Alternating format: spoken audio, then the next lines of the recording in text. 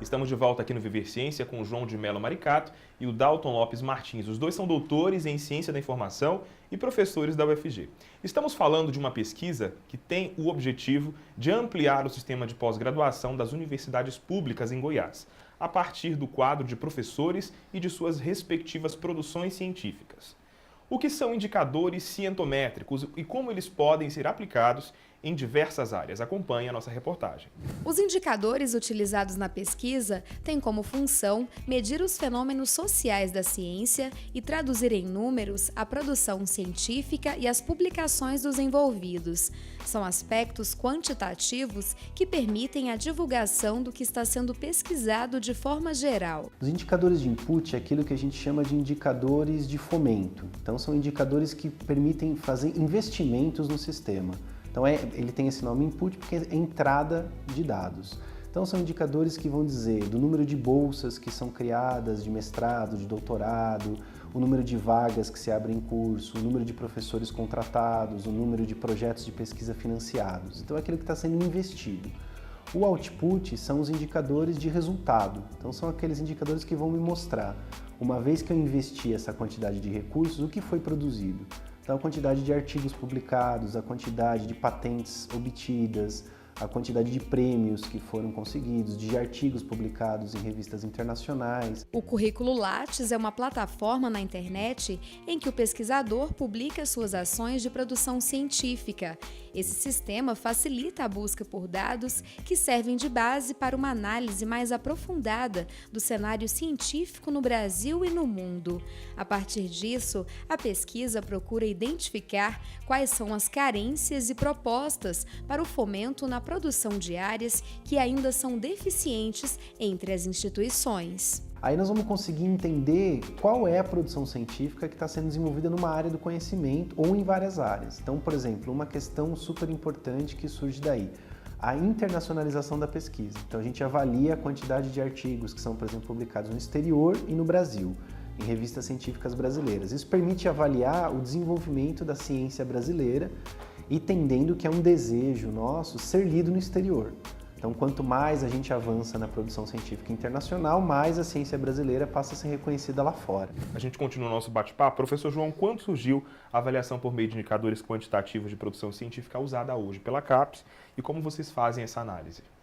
Bom, o uso de indicadores de produção científica, exatamente a gente não sabe quando eles foram utilizados pelas primeiras vezes. De maneira mais profissional ou de maneira mais intensiva, a gente observa no cenário internacional que eles começam a aparecerem e a se multiplicarem a partir aí de 1920. Após esse período, a gente tem mais ou menos aí até década de 70, a gente já começa a observar que ele começa a ser utilizado, esses indicadores começam a ser utilizados no âmbito nacional. Nesse meio, a gente percebe que ele tem sido cada vez mais agregado para avaliação da produção científica e um pouco depois de se perceber essas potencialidades, a CAPES, em 1976, adota esses critérios para planejar o sistema de pós-graduação. Vocês conseguiram fazer, então, esse mapeamento das vocações de pesquisa no estado de Goiás, professor? O que a gente consegue identificar, Bruno, é que o estado de Goiás, de alguma maneira, ele reproduz aquilo que há no Brasil de uma forma geral. Então, há um destaque da produção científica em ciências agrárias, ciências da saúde, ciências biológicas, que são as grandes áreas que a gente reconhece aqui, como a presença também de ciências exatas e ciências da terra. Esse é um cenário de investimento no Brasil como um todo. Quer dizer, a gente não se destaca exatamente em áreas como ciências sociais aplicadas, computação, mas se destaca nessas áreas, o que reflete um pouco uma linha de investimento da política científica brasileira de promover essas áreas que têm um potencial de apoio econômico ao desenvolvimento do país. Há diferenças significativas nas pós-graduações de diferentes áreas do conhecimento? Quais são essas diferenças aqui em Goiás? Sim, a partir dos dados analisados, a gente verificou que existem certas diferenças. Existem alguns programas mais consolidados, com mestrado e doutorado. Existem outros programas que estão ainda em fase bem inicial, com apenas cursos de mestrado, Mas indo mais ou menos nessa linha do que o Dalton falou, as principais áreas, engenharia na área de agrárias, área de ciências da saúde, áreas de ciências exatas e da terra, a gente percebe que existe um sistema muito bem consolidado e muito bem reconhecido, inclusive em âmbito internacional. Agora, outras áreas, como por exemplo, engenharia elétrica, engenharia mecânica, engenharia civil, e também a área de ciências sociais aplicadas, direito, economia, administração, ciência da informação, dentre outras, a gente percebe um certo gargalo, uma certa dificuldade. Assim, para você ter uma ideia, a gente no estado de Goiás, nós não temos nenhum programa de doutorado nessas áreas, nem na área de ciências sociais aplicadas e nem na área de engenharias. Qual está sendo o maior desafio dessa pesquisa? Veja, Bruno, eu colocaria 2 grandes desafios. Eu acho que o primeiro deles é a coleta dos dados. Quer dizer, é uma dificuldade muito grande você sistematizar essa quantidade de informação. Porque a forma como os dados são cadastrados no currículo Lattes, apesar dele ser uma base de dados extremamente importante, não tem uma extrema padronização que é necessária para produzir esse tipo de estudos. Então os dados precisam ser tratados, os nomes precisam ser ajustados, às vezes um pesquisador publica um capítulo de livro onde seria um artigo e vice-versa. Os campos são preenchidos de forma aleatória às vezes. Exatamente. Né? Então isso tudo precisa ser checado para a gente conseguir ter condições de apresentar um resultado que de fato mostre algo mais próximo possível da realidade.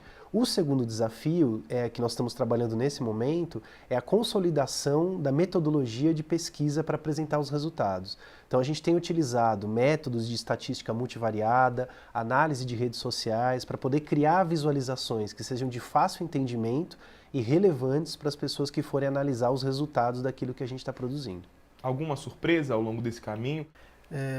Talvez a principal surpresa é que hoje no estado de Goiás nós temos 500 doutores produtivos, que portanto têm plenas condições de se credenciarem em um programa de pós-graduação, mas não estão credenciados por algum motivo que a gente não sabe.